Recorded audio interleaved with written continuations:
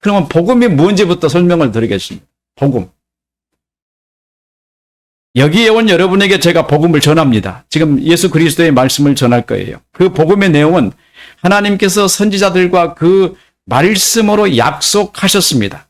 이렇게 약속하시게 된 동기는 하나님께서 사람을 지으실 때 하나님 안에서 행복한 삶을 살도록 하나님은 사람을 지으셨어요. 고난당하고 괴로움 당하도록 짓지 않으셨습니다.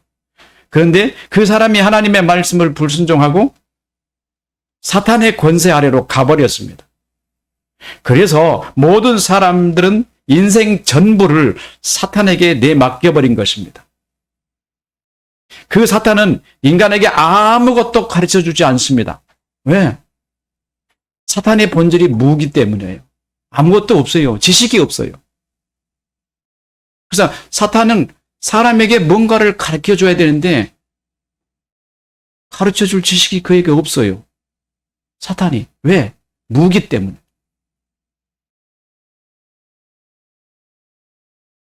오히려 사탄은 지식을 개발할 수 있고 지식을 낼 수 있는 사람을 이렇게 잘 활용해서 사람으로 하여금 지식을 내면은 그 지식을 자기가 받아들여서 역이용하는 거예요. 이게 사탄이에요.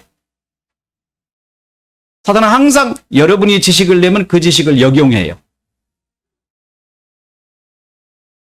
사탄은 자체는 아는 것이 없고 지식이 전무하기 때문에 사람이 내는 지식으로 자기 세계를 구축하고 있습니다.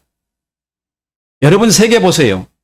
이 세계가 발전하고 IT가 발전하고 양자역학이 발전돼가지고 지금 엄청난 세계가 만들어지는 것이 사람의 머리에서 나온 거지. 사탄이 그 지혜를 준 겁니까? 어떤 사람들은 사탄이 지혜를 줬다고 그러는데 만약에 사탄이 지혜가 있다면 그런 걸 줘요? 더 좋은 걸 주지. 사탄은 지혜가 없어요. 사람이 지식을 내니까 항상 그 지식을 사탄이 가져다가 이용하고 있는 거예요. 그래서 세상에 지혜 있고 스마트하고 능력 있는 사람의 머리를 빌려서 지식을 구축하고 있습니다. 사탄 자신에게는 지식이 전무하기 때문에 사람에게 지식을 빌리는 것입니다. 이렇게 사탄에게 자신을 내맡긴 인생이 어떻습니까? 한번 생각해 보세요. 아무것도 모르는 사탄에게 자신을 맡겼으니 모든 문제를 누가 해결해야 돼요? 사탄이 해결해 줍니까? 내가 해결해야 돼요. 모든 문제는 내가 해결해야 됩니다. 여러분의 인생의 모든 문제. 내가 해결하려고 보니까 어떻습니까? 저 모르는 사탄에게 나를 맡겨놨는데 제 사탄은 나에게 아무것도 주지 않으니까 내가 모든 문제를 다 해결하려니까 한치 앞도 못 보던 인생 얼마나 힘듭니까? 여러분 여기서 예배를 드리고 이 밖에 나가서 인생이 어떻게 될지 우리는 모르잖아요.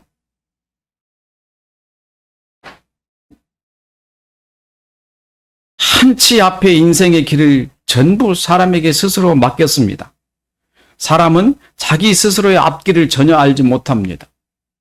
그래서 한치 앞에 인생도 알지 못할 뿐만 아니라 부딪혀 살아가는 삶에 대한 어떤 결과도 알지 못합니다. 여러분이 째깍째깍 흘러가는 시간 속에서 여러분 앞에 다가오는 인생의 모든 문제가 항상 평안할 거라고 생각하시잖아요. 여러분, 그러면 고속도로에 차를 운전하고 가다가 어떤 사람은 꽝 부딪혀 사고가 나가지고 그 자리에서 죽기도 하고 그러는데요. 그런 사고가 왜 생깁니까? 알면, 사탄이 좀 알면은 그런 게 안 생기도록 막아줘야 될 거 아니에요. 왜? 사탄의 자식이니까. 사탄에게 속해 있으니까. 그러잖아요. 사탄은 그걸 몰라요. 내가 아무것도 모르기 때문에 내가 인생을 살아가다가 잘못된 인생을 만나고 허우적거리며 수렁에 빠지고 구덩이에 빠지며 고통스러운 인생을 살게 되는 것입니다. 그 전부 누구에게 달려있어요? 여러분에게 달려있어요. 사탄은 옆에서 보고 그 박수 치고 있어요. 아, 잘한다. 이렇게.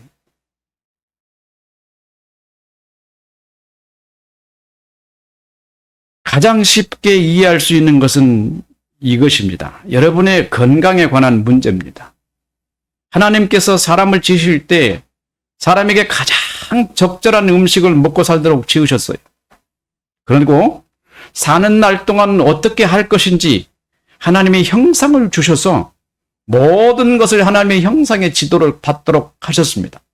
그래서 사람이 하나님의 형상이 내 안에 있으면은 그 형상이 나를 지도해 주기 때문에요. 인생의 어려운 길을 갈 수가 없습니다. 그 형상은 항상 내게 빛을 비춰주기 때문에. 그런데 사람이 하나님을 떠나게 되자 참으로 행복하게 살 수 있는 길을 제공하는 하나님의 형상을 벗어버렸기 때문에 아무도 사람을 지도해 주지 않습니다. 여러분, 이 세계를 떠나고 나면은 이 문을 벗어나고 나면은 그 다음부터는 모든 게 여러분의 판단에게 맡겨 있어요. 안 그렇습니까? 여러분이 결정을 지어야 돼요. 그런 험악한 세상을 여러분이 살아가고 있습니다. 이 세상은 지뢰밭이 가득 차 있는 곳 같아가지고 발 한 발만 잘못 디디면은 폭파해서 여러분을 난자하게 만들어버립니다. 그게 세상입니다. 왜? 우리는 모르기 때문에 지뢰가 있는지 없는지 알지 못합니다. 그러나 하나님의 형상이 내게 있었다면 그걸 다 비춰줄 거 아니겠어요? 발을 디디려고 할 때 디디지 못하게 할 거 아니겠습니까? 그래서 항상 안전한 길로 인도해 줄 거 아니겠습니까? 성경에 뭐라고 말씀하셨습니까? 나는 길이요 진리요 생명이니 나로 말미암지 않고는 아버지께 올 자가 없고 주님 앞에 같이 있으면 항상 인생에 평안한 삶을 살 수 있다고 주님께서 분명히 말씀하시지 않으셨나요? 스스로 판단해야 하는 상황. 이것처럼 불안한 인생이 없습니다. 사람이 어떤 일을 결정할 때 이것이 옳은지 저것이 옳은지 저것이 파악하여 가장 옳은 쪽으로 답을 제공해주는 어떤 의식적 존재가 있다면 아무 걱정이 없어요. 예를 들어서 길이 두 갈래가 있는데 이 길이 가면 좋고 이 길이 가면 좋은지를 중앙에 서서 판단하려고 했을 때 우리는 어떻게 판단해요? 이 길이 좋을까? 이 길이 좋을까? 여러분은 어느 길을 선택하죠? 근데 그때 만약에 여러분의 지성 안에서 그 길을 이 길로 가라고 짐정해주는 그런 관여자가 있다면 얼마나 행복하겠냐고요. 이 길은 불행하고 이 길이 좋은 길이야. 이 길로 가. 누가 이런 한다고 그랬어요? 하나님의 형상이 그 역할을 했는데 그 형상을 잊어버리기 때문에 항상 두 갈래 길에서 항상 헤매고 갈등하는 것이 인간 아닙니까? 항상 갈등하는 겁니다. 아침에 여러분이요, 버스 타러 나와서 버스를 타려고 딱 정류장에 서 있어 보세요. 버스가 하나 왔어요. 저 차를 탈까 말까? 저 타면 안전할까? 뭘로 여러분 기대합니까? 이걸 보고 믿는다 그러는데 그건 믿는 게 아니에요. 그건 믿음이 아닙니다. 차가 가니까 타는 거죠. 근데 내 생각에 이런 생각이 들었다고 가정해 봅시다. 저 차를 타면 저 차가 사고 날 것 같아. 타겠어요? 안 타겠어요? 안 타잖아요. 그걸 보고 뭐라 그래요? 안다. 미래를 안다 그러잖아요. 그거를 지도해 준 자가 사람에게 없다 이 말이에요. 그것이 하나님의 형상이었는데 그 하나님의 형상을 벗어버렸다고 그러잖아요. 그게 타락이란 말이에요.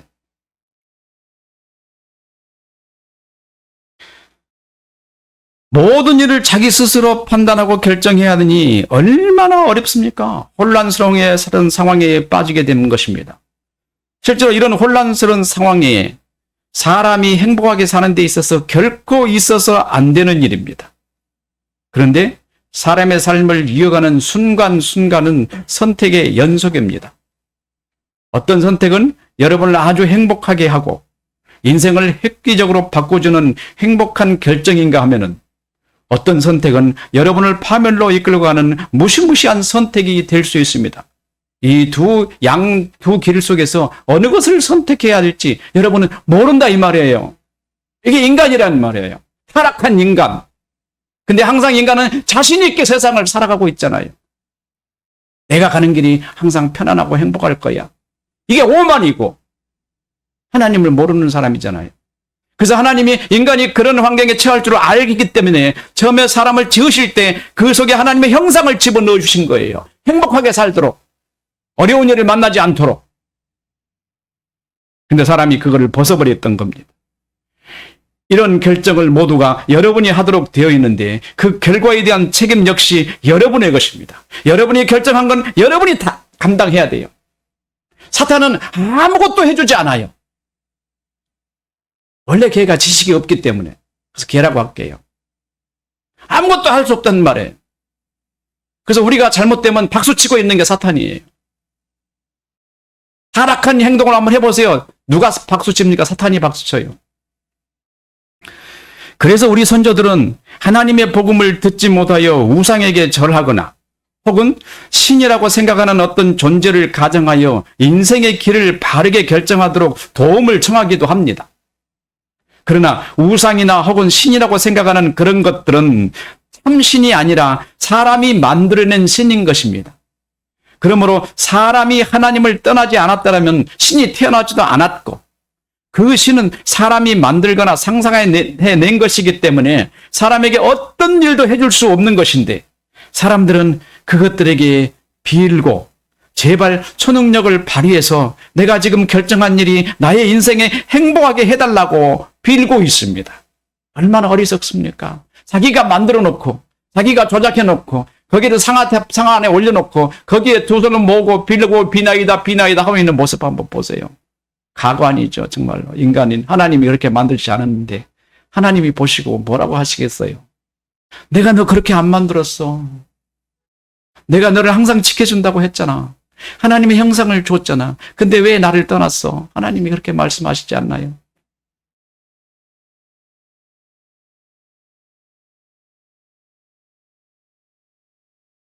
사람이 생각해내거나 혹은 신은 어떠한 경우도 사람보다 더 능력을 발휘할 수 없을 뿐만 아니라 사람이 생각해서 나온 것이기 때문에 아무런 힘도 없습니다. 그런데 사람은 그것을 믿고 의지하면서 살아오고 있습니다. 하나님께서 사람을 당신의 형상으로 지으셨기 때문에 사람을 사랑하시되 죽기까지 사랑하십니다. 근데 사탄은 여러분을 사랑하나요? 사랑할 줄 모릅니다. 왜? 지식이 없으니 사랑이 안 나오죠. 당연한 거 아닌가요? 그래서 타락하여 하나님을 떠난 사람에게 하나님이 찾아오셔서 구원해서 하나님께서 지켜주셔서 행복한 인생을 살게 하시겠다고 약속하셨습니다. 무슨 약속이에요? 한번 생각해 보세요. 하나님이 약속을 왜 하십니까? 야, 너희 돌아와. 일로 오란 말이야. 소리 지르면 되시죠. 그래가지고 사람이 깨닫고 하나님 앞에 가면 되는 거 아닌가요? 이걸 지금까지 여러분 3년 동안 배웠던 알미니안이었던 거예요. 사람으로 오라고 하시는데 하나님은 사람을 알고 있어요. 사람이 스스로 올 수 없다는 것을. 하나님 앞에 돌이킬 수 없다는 것을. 복음은 하나님께서 이 사탄의 권세 아래 있는 우리를 건져내서 하나님 백성 되게 하신다고 약속하신 말씀입니다. 이게 복음이에요. 우리는 타락하여 하나님을 떠났으나 하나님은 우리를 떠난 것을 모두 용서하시고 우리를 구원하시겠다고 약속하셨습니다. 때가 되매 하나님께서는 사람을 구원할 메시아, 약속하신 구원자를 보내셨습니다.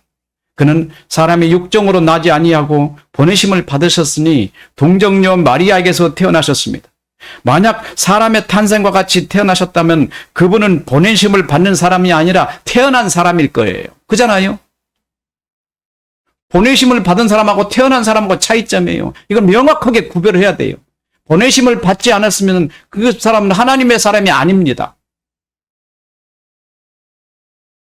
그러나 사람을 사탄의 권세에서 구원하실 분은 하나님의 보내심을 받아야 됩니다. 왜냐하면 사람으로 태어난 사람은 아무도 사람을 사탄의 권세에서 구원할 수 없기 때문입니다. 그것은 그 자신이 죄인이며 올바른 선택을 하지 못하는 사람이기 때문입니다. 그래서 필연적으로 죄가 없는 신분으로 오셔야 하는데 하나님과 사람 사이에 죄가 없는 신분은 오직 하나님뿐이시기 때문에 하나님께서 직접 사람에게 오셔서 사람을 구원하신 것입니다. 이것은 하나님께서 사람을 얼마나 사랑하시는지 직접 보여주시는 놀라운 사랑의 표현입니다. 한번 여러분 가장 쉬운 것을 한번 생각해 보십시오. 청춘 남녀가 있습니다. 두 사람이 죽기 살기로 서로 사랑합니다. 근데 어느 날 만나자고 약속을 했어요. 약속 시간이 다 되어 남자든 여자든 사랑하는 사람을 만나려면 자신이 나가서 손을 잡고 사랑을 나누며 미래의 꿈을 이야기하고, 남자는 자신의 능력을 뽐내고 여자는 자신의 아름다움을 뽐내서 남자로 하여금 자신의 아름다운 우물에 빠져서 헤어나지 못하게 해야 될 거 아니겠습니까? 그러려면 만나야 되는 거 아니에요? 그런데 사랑한다면서 친구하고는 다른 사람을 보내고 전화를 해가지고, 나 지금 굉장히 바쁘거든? 나 너 정말 사랑해. 근데 말이야, 내가 너무 바쁘니까 내가 보낸 그 사람하고 데이트해. 나 사랑하는 거 잊지 말고. 그러면 되겠어요? 그게 사랑입니까? 사랑하면 직접 만나야 될 거 아니겠어요? 이 하나님과 우리와 똑같아요. 사랑하면 하나님이 직접 우리에게 오셔야 되는 거예요. 이런 사람을 어떻게 믿겠냔 말이에요. 다른 사람 보내서 데이트하라고 그러는데.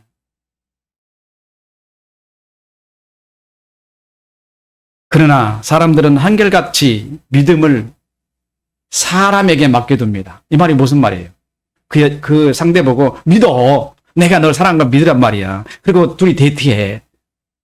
그럼 되겠어요? 차도 마시고 이야기도 하고 그러라고. 믿지 않으면 지옥 간다. 물론 성경에도 그렇게 쓰여 있습니다. 그러나 성경에 그렇게 말하는 것은 분명한 원인과 이유를 갖고 그렇게 말합니다. 그러므로 사람은 절대 스스로 구원의 길로 나가지 못합니다. 그러면 하나님께서 사람을 하신다면 직접 오셔야만 합니다. 그것이 사람을 사랑하신다는 약속을 지키시는 일입니다. 그래서 하나님이 세상을 이처럼 사랑하사 독생자를 주셨으니 이는 저를 믿는 자마다 멸망치 않고 영생을 얻게 하려 하심이라 라고 말씀하셨어요. 이렇게 하나님께서 아들로 오셨습니다. 하나님의 아들은 우리를 사랑하시되 죽기까지 사랑하십니다. 그분은 사람의 몸을 빌려서 사람으로 태어나셨습니다. 성년이 되시고 사역하실 때가 되자 제자들을 부르시고 제자들과 함께 자신이 어떤 일을 하시는지 제자들과 다 보게 했습니다. 병든 자를 치료하시고 귀신 든 자를 고치시며 죽은 자를 살리시고 굶주린 백성들을 먹을 것으로 채워주시고 물 위를 걸으시고 바다를 잔잔케 하셔서 풍랑이는 바람을 잔잔하게 잠재웠습니다. 사람들은 말하기를 이가 뉘기에 바람과 바다도 순종하는고 그랬습니다. 그리고 하나님을 떠난 사탄의 권세하는 사람을 구원하시기 위해 사람을 대신하여 죽으시려고 십자가의 고난의 짐을 마다하지 않으셨습니다. 이사야 선지자가 말하기를 우리의 전한 것을 누가 믿었느냐? 여호와의 팔이 누게 나타나느냐? 그는 주 앞에서 자라나기를 연한 순 같고 마른 땅에서 나온 뿌리 같아서 고운 모양도 없고 풍채도 없은즉 우리가 보기에 흠모할 만한 아름다운 것이 없도다. 그는 멸시를 받아 사람들에게 버림을 받았으며 간고를 많이 걷었으며 질고를 아는 자라 마치 사람들이 그에게서 얼굴을 가리는 같이 그를 멸시를 당하였고 우리도 그를 귀히 여기지 아니하였도다. 그는 실로 우리의 질고를 지고 우리의 슬픔을 당하였거늘 우리는 생각하기를 그는 징벌을 받으며 하나님께 맞으며 고난을 당한다 하였노라. 그가 찔림은 우리의 허물을 인함이요 그가 상함은 우리의 죄악 때문이라. 그가 징계를 받음으로 우리가 평화를 누리고 그가 채찍에 맞음으로 우리가 나음을 입었도다. 하나님의 아들이 와서 이런 상상할 수 없는 고난과 고통을 당하셔야 했습니다. 이건 성경에 예언되었고 그렇게 하실 것이라고 약속되어 있던 것입니다.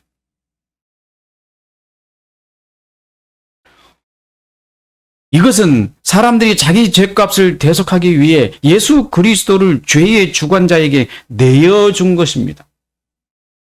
곧 죄의 삭은 사망입니다. 그러므로 사람이 죄를 범하면 반드시 죽어야 합니다.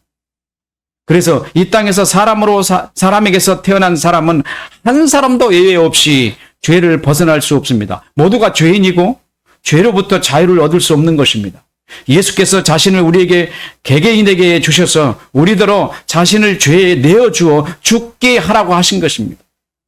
여러분들은 예수님이 골고다 언덕에 죽으셨다고 생각하시죠? 우리 그러잖아요. 찬송도 그렇게 부르고 성경도 그렇게 쓰여 있잖아요. 골고다 언덕에서 죽으신 주님, 우리가 그를 믿기만 하면은 하나님이 우리를 구원해 주신다고 생각하시잖아요. 성경은 여러분에게 그렇게 말하지 않습니다. 성경은 주님이 여러분 개개인에게 오셨다 이렇게 말씀하셔요. 그리고 여러분이 예수를 누구에게 내주는지 아세요? 죄에게 내어주는 거예요. 죄의 싹스로. 여러분이 그 예수를 내어주지 않으면은, 그 제물로 내어주지 않으면은 여러분은 죄감은 하나도 해결되지 않습니다. 왜 우리 그 골고다, 실제로 골고다에서 죽으셨지만은 그 골고다에 죽으신 표는 곧 우리 개개인에게 오신 표입니다. 여러분에게 개개인에게 오셨어요. 그래서 예수를 누가 죽이느냐? 여러분이 죽이는 거예요. 여러분의 죄를 예수 앞에 안수해서 그에게 전가시킨 다음에 그를 죄에게 내어주었더니 여러분이 그 죽이라고 했더니 그가 죽었어요. 누가 죽었습니까? 여러분이 죽은 것이지 예수님이 죽은 거 아니란 말이에요. 여러분 타락한 여러분 자신이 예수님 안에서 죽어버린 거예요. 그래서 사도 바울이 뭐라고 말했습니까? 내가 그리스도와 함께 십자가에 못 박혀 죽었나니, 자신이 안 죽었는데 죽었다고 말하잖아요. 예수 안에서 자기가 죽은 거예요. 예수가 죽은 것이 아니라 여러분이 죽었단 말이에요. 여러분이 예수를 죄에게 내어줬더니 그 예수가 여러분의 죄를 가지고 가셔서 여러분을 죽인 거란 말이에요. 그래서 개개인에게 와야 되는 거예요.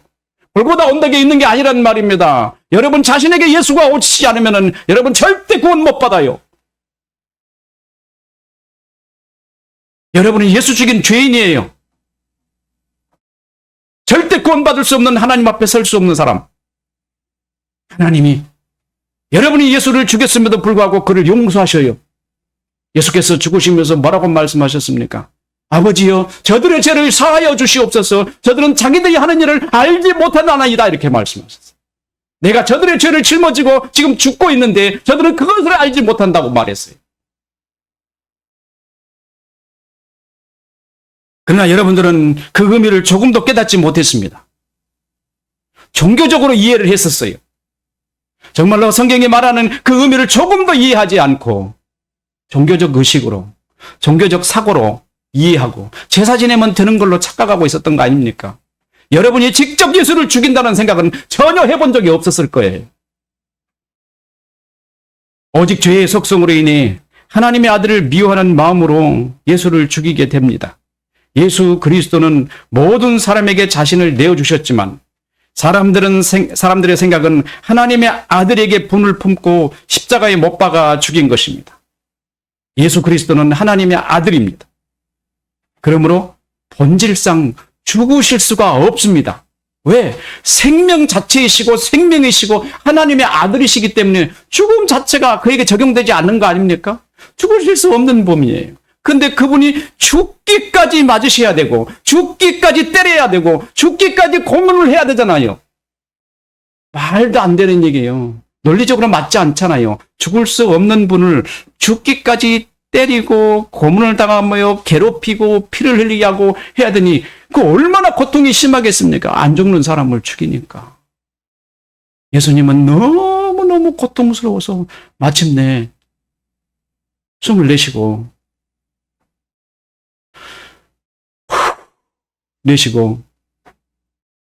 늘 마시지 못했어요. 운명하신 거예요. 생명이신 예수를 여러분이 죽인 거예요.